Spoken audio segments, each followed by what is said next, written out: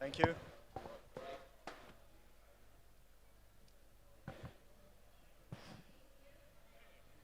Well, good afternoon, everybody. Thank you for staying for this panel. We cannot see very well how many people is there, but it seems that there's a lot of people today. Okay, so we're going to be talking about 5G. And when people approach me about 5G, they always ask me two questions. First question is my mobile phone going to stop working or not? And second question is this bad for my health? Well, the whole idea of the panel today is to give you an idea a little bit more comprehensive on 5G, what is 5G, why it's relevant, why you need to care, and in what areas it's going to be something that can change. So to start, we're going to have all the panelists introduce themselves, let us know who you are, your company, what type of things your company are working on right now, and what is your relationship with 5G. Okay, so Alvin, we can just follow the order. I'm ALVIN GRAYLIN. I am the HTC president for China. Okay, so we do make phones as for about 20 years now, and we work with all the carriers on 5G solutions right now, 5G CPE solutions and cloud VR, cloud 5G networks, so forth. We also make the leading VR AR devices in the world, and is a market leader here, particularly in the China market. So whether for business uses or for entertainment and consumer uses, where we're seeing applications of VR and AR globally quite well. So that's kind of my relations. So I'm Patrick Bourbon. I work for CM Venture. We are a venture capital fund, multi-corporate. So we have several foreign corporations such as Samsung, General Electric, BASF. We also have the local Shanghai government as our investors. We invest in new materials, advanced manufacturing, what we call digital industrial, and energy and environment. So 5G in the area of new materials, it's one of the applications that we're looking at. And then some of the other companies that we invest in, they are more of users, or 5G becomes an enabler for some applications of those companies. I've been here in Shanghai for about 10 years. Our fund, we have 3 funds, 2 RMB fund and 1 US dollar fund. I'm very glad to be here, and I'm happy to see a lot of people are interested in 5G. Cool, thanks. My name is HANSEN. I'm responsible for digital mobility within Siemens, which is a large German multinational company. My connection to 5G is very strong. In China, we are setting up a 5G research and development center to support in the commercialization, the research, the innovation of 5G. Okay, so before we start, I'll also introduce myself, my relationship. So my name is Oscar Ramos. I'm a partner in SOSB Chinaccelerator. We're a global VC fund that invests everywhere in the world, multi-industries, going deep by technology in software, hardware, and biology. Then for biology, at least at the moment, we don't have any application in 5G, but we have invested in 5G companies in the hardware space, and we have quite a few companies also that they are not necessarily today leveraging 5G, but there are companies that their business will be accelerated with 5G. Then personally, actually my background is in telco, and my first ever job was working in R&D for a company called Ericsson in 3G. So that was almost 20 years ago when we were thinking, okay, we're going to have these 3G networks that are going to have first time ever IP protocol to be used, and it's going to be able to enable systems. So now we have 5G. And there's a lot of talk about 5G. There's a lot of talk about everything that's going to happen with 5G, mobile phones that don't work, everything. From your experience in your area of application, what is going to be the industry, what is going to be the application that is going to make and justify that networks, they need, again, to deploy a whole 5G infrastructure? Alvin, we're going to start. Okay, given that we make phones, a lot of people are going to think, oh, the first use is to have these new 5G super phones, and I think Xiaomi just released a super phone yesterday, and it was $3,000. At the end of the day, your phone does not need 5G, right? You don't need it to talk, you don't need it to go on the web, you don't need it to watch videos. So for average phone use, it doesn't help you. In fact, it may actually just make it more expensive, heavier, and hotter, and a lot of issues. The real applications of 5G are actually, from my perspective, still unclear from a lot of the carriers. In fact, this is one of the biggest challenges for carriers because they're going to be spending hundreds of billions of dollars over the next few years to deploy these networks, and there's not a clear ROI on that investment. One of the things that we actually are starting to help the carriers on is how to deploy cloud VR through 5G or cloud streaming of very high resolution 360 videos or high resolution standard videos through 5G, where you can use that extra bandwidth that you're getting from these new networks. But that's going to take some time for it to deploy. The 5G video will be faster, but 5G interactive VR or interactive CG-based content is going to take several years because it's going to not just require fast network, it will require fast edge-based computing, which the carriers are still very hesitant to deploy.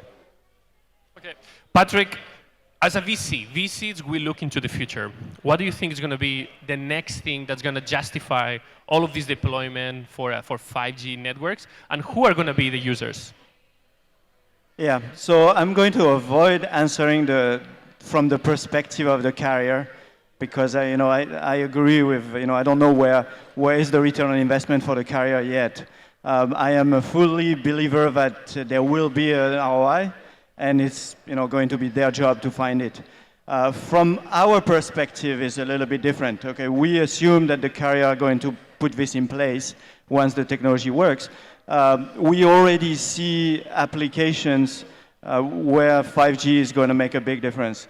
So just high level, there are two areas that we believe in very much. Anything that is remote control teleoperation. So for example, the whole autonomous driving or autonomous drones.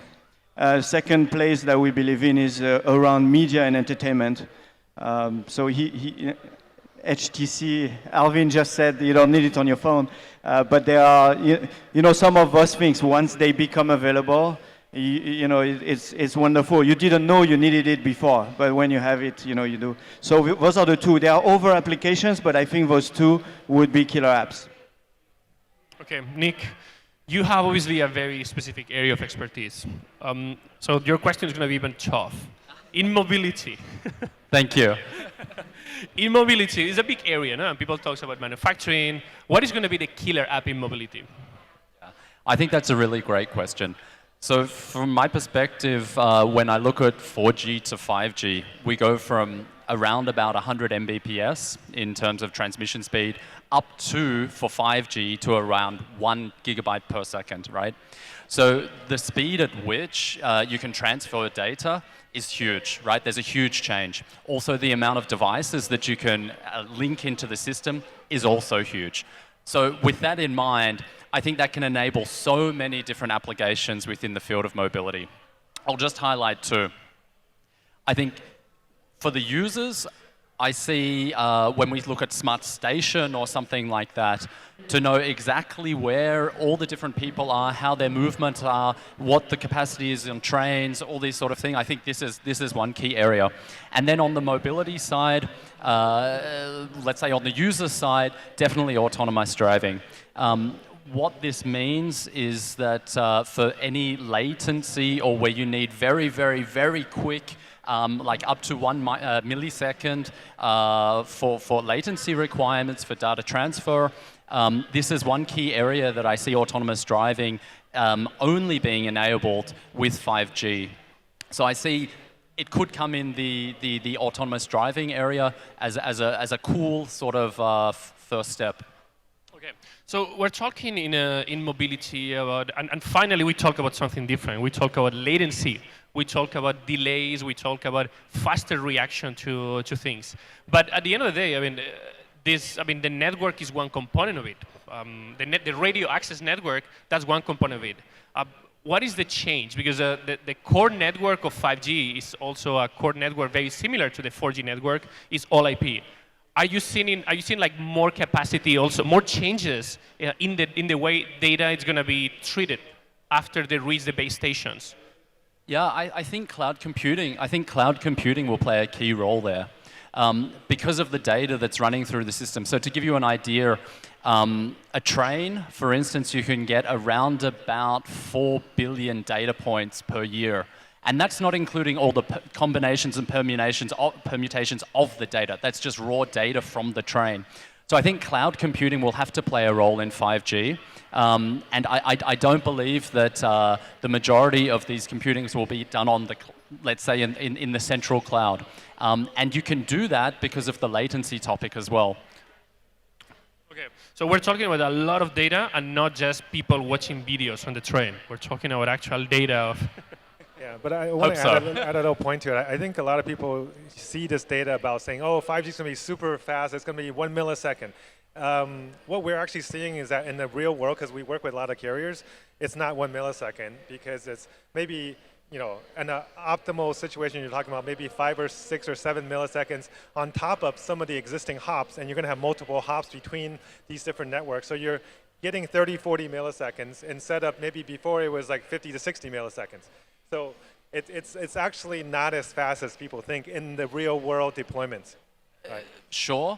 I still think there's some potential, though. I think right now, based on the current level, let's say on the infrastructure side, there's been release 15, soon to be release 16 for certain modules and for certain chipsets. I agree. We see 34 milliseconds in terms of vehicle to infrastructure in terms of latency.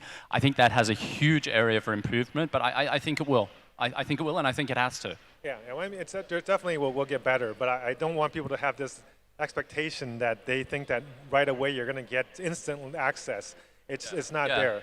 And also the network deployment is going to take many years. It's not going to, you know, end of this year, we're going to have 40 cities, but with very small coverage. Right? So, you know, if you buy a phone now and you have a 5G network, and actually I carry a 5G device everywhere, and I can tell you the network is crap. Right? You hardly ever get 5 bars anywhere. And even when you do, you're not getting anywhere near a gigabit or gigabyte of speed. So Alvin, I mean, you're working on one of the applications that can definitely benefit from both the latency but also the bandwidth.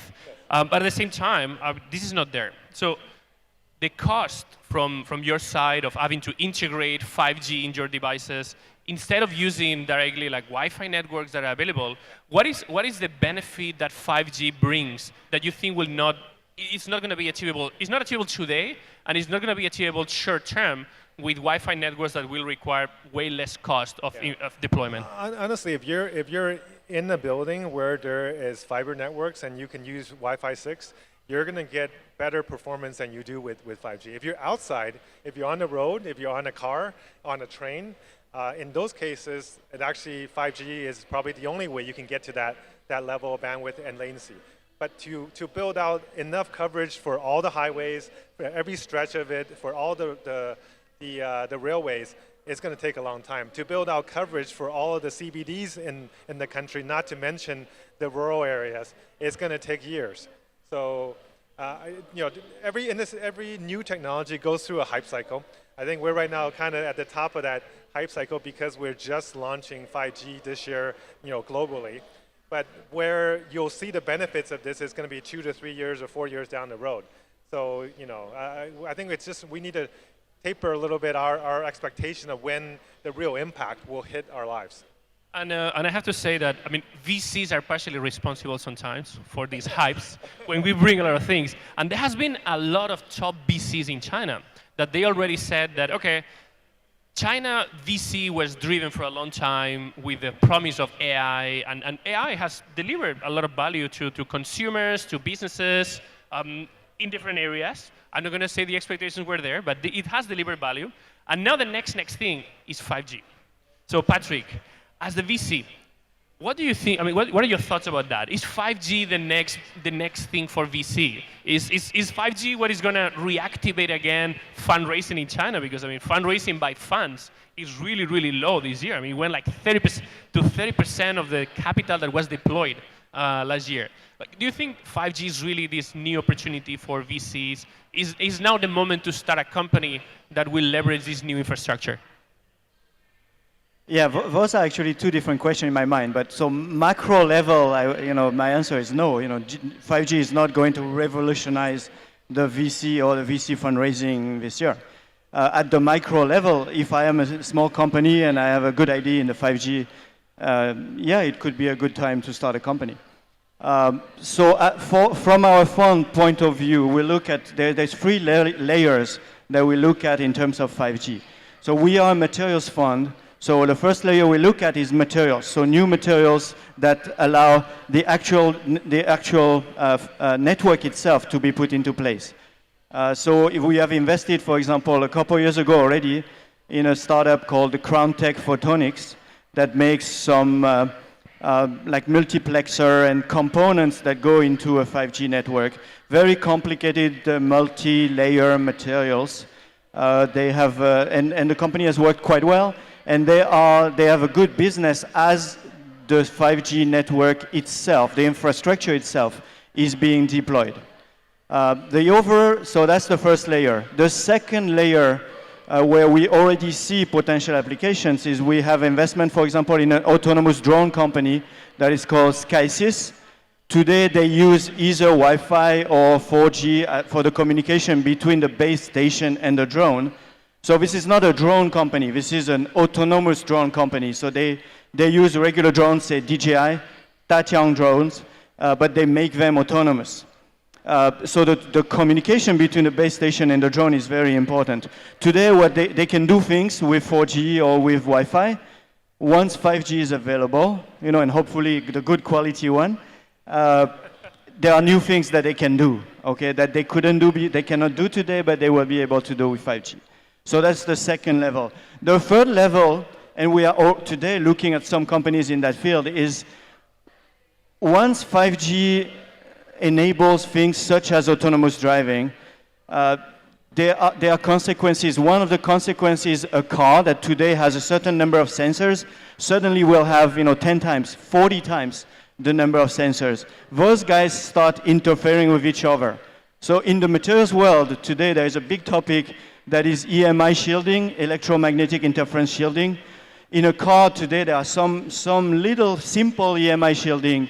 Once you go to an autonomous car, this becomes a much bigger problem, and so to us it becomes an opportunity to invest in a company that makes material that you can use in a car and that is good for EMI shielding. So those are some like real world example from our daily VC life. Okay.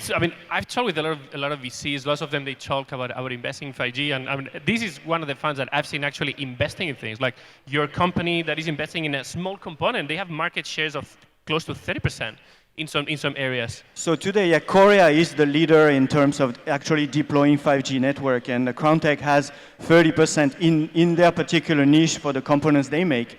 They have 30% of the Korea market, yes. And this is something that is happening now. It's not as sexy as some of the super interesting VR applications that Alvin might be looking at, but it's something that is happening. No? There's real business. Nick, we talk about autonomous driving. We talk about entertainment. We slightly talk a little bit about remote control, and obviously manufacturing is one of the topics that come to mind. And Siemens is a company that I know you're not in that space, but I'm pretty sure that you've picked something of what your colleagues are working on. What are you seeing today in manufacturing? Yeah, sure. So at the moment, I don't see it there, right? It needs a certain environment where you can do it. But the benefit of 5G for manufacturing is, one, the amount of devices that you can have within the system on the let's say the shop floor and device level, and then also the speed at which the transfer is done. And with this in mind, what you can do is you can start having, firstly, PLC or logistic control on the cloud, right? That can be done. Also with edge computing, you can add in additional applications to improve quality, to improve safety, these sorts of things. Because, from the different learning algorithms, you'd be able to predict these sorts of things. So I think it will play. As I said, I'm not an expert in the field of manufacturing, but I think it will have similar sort of influence in the future for 5G if they can reach those latency latency to have a very big role and to change and to further digitalize and automate manufacturing. I mean, you mentioned earlier some areas where you're working on piloting for 5G applications in terms of autonomous driving, and these areas are like small but are growing really, really fast. Are you seeing anything like this in manufacturing where there's an actual and specific application currently being deployed? Yeah. I think in certain process industries, it could happen, for instance, within chip manufacturing, something like that, where there's already a very high level of automation. There's already a very high level of data running through the shop floor. I think for sure, and the amount of data that can be obtained from the shop floor is huge.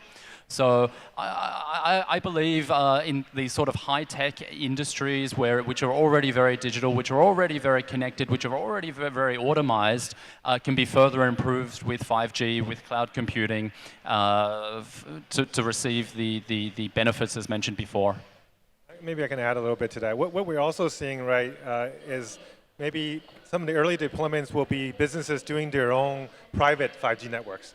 That actually may happen faster and be more applicable than a full rollout of a citywide or nationwide 5G network. So for businesses who have their own campus, or for a soccer field, or a sports arena, they may have their own 5G network that can create that local high speed they need. In fact, I was talking to folks from the F1. They want to put a 5G network on every F1 track so they can have the cars themselves send the high definition videos and all of the telemetrics of the car in real time, and have that information be able to be then used by the various teams to tune their cars. Those kind of things are going to happen probably a lot faster because they can be deployed in a very controlled environment. So that's actually a very, very interesting use case that I think, I was actually not aware about how prevalent is the potential of application of your own private 5G network that you control, and you have your 5G network and in a factory, or you have it in a spatial area where you have a lot of density. Because one of the key advantages of 5G is that in the previous standard, in a cell, you'll be able to manage around 10,000 devices. I think like 5G is growing this to 1 million. So like being able to track in a Formula One circuit all the sensors, you probably can do directly things to your network. I think that's why they're interested, because they're not able to get the latency that you were talking about before, and they also couldn't get the high speed because they put 5 cameras right now, 360 cameras on every single car. And to be able to stream all those in real time and then take that as a broadcast stream, right now they're only streaming it and then pre-recording and then broadcast it later, so it's not in real time. But now they say with 5G they could. So those are the kind of things that could happen, and especially when you go to these sports fields that may have 100,000 people or more, it's very difficult to give you good connections. So that capacity is definitely one of the bigger benefits. So it's interesting when you were talking earlier about operators looking for the new killer application. I remember when I was working in 3G in like the core network, and one of the challenges that was new was, okay, how can we enable video calls? And video calls were going to be the killer app of all the 3G networks. How you see that now? And eventually they never happen. They never happened, and the network deployed and did something else. Right now, talking with operators, you mentioned that they are not clear about what is the application. But where do you see them? Do you see them more leaning towards a consumer type of application, or are they like so unclear that they don't know if it's going to be a B2B or a B2C application? From our conversation, at the end of the day, Chinese carriers don't have a choice. Right? They have government mandates. They have to go to so many cities by what time, and they're going to spend that money even if they cannot make an ROI. So for manufacturers and equipment and tower people, they're going to make a ton of money. Right? But for the carriers themselves, it's unclear they have a real ROI on it, and they have to deploy even if they don't have a clear ROI.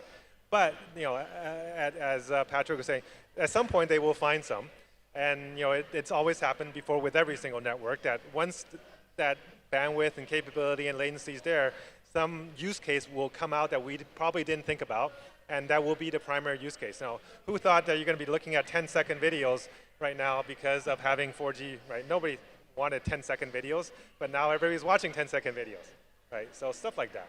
Desire can drive a lot. Well, we're wrapping up now with the last question, and obviously, one of the things that is interesting about 5G is that 5G is positioning China as a leader, potentially globally in an area. So AI was a space where people started to look globally as China. Well, I mean, there's something really, really interesting. That kind of removed the copycat idea of in China you only copy, and it moved to, okay, there's some really new stuff being built here. Now 5G, China is a massive mobile-first, mobile-only market, massive penetration of technology, now huge advantage in terms of owning technology locally. What are your thoughts in terms of how is this going to be playing a different role for China globally? And we need to be brief, like a minute. Okay. So when we, sorry, get a bit excited on this topic. No, but when we look at, for instance, very traditional, it was really as a follower, innovation follower. If we look at high-speed trains or something like that, now with 5G, I really see China at the forefront of it. They make clear government decisions which will drive the quote-unquote commercialization until a more sustainable business model can come into place. And I see them as a leader. One key example for this would be within 5G chipsets. You really only have Qualcomm, which is America, which has most of their business anyway in China, and you also have Huawei, Chinese. You have another few like Datang, but they are, let's say they're slowly getting there. It's more research. But I see from a technical perspective, all the innovation is here. Also, the ecosystem is here. Patrick, any thoughts from the VC? Let's steal a couple of minutes for this. Any thoughts from the VC? On the VC angle, on China being a place, I mean, you're looking for companies. Quick thoughts, 1 minute. Yeah, so a real quick thought on, not this question, but a slightly different question on will 5G, eliminate all the other players? I think not. There will be, Sigfox, for example, there will be applications for Sigfox where you have if you need very low power, then Sigfox will have a business. In the intermediate power, intermediate data, things such as LoRa, whether it's a private LoRa network or a public LoRa network, there will also be applications. And then 5G, I'm sure, will have also its place. Alvin, any thoughts? I actually think I totally agree with Nick on the position of China in the 5G space. There's about twice as many 5G patents coming out of China than anywhere else in the world today. Most of the innovative equipment's coming here, the cheaper equipment's coming out of here, and it's going to be deployed in more markets, things that are being made from China than anywhere else in the world. So the amount of experience that's going to be gathered, the amount of influence that's going to be gathered, the amount of networks that are going to be deployed is going to be mostly using Chinese-based equipment. So I think it sets China up very well to take a leadership position in this new generation of technology. Well, thank you very much, everybody. Please, big applause for the panelists, and we'll let you come with the next panelist.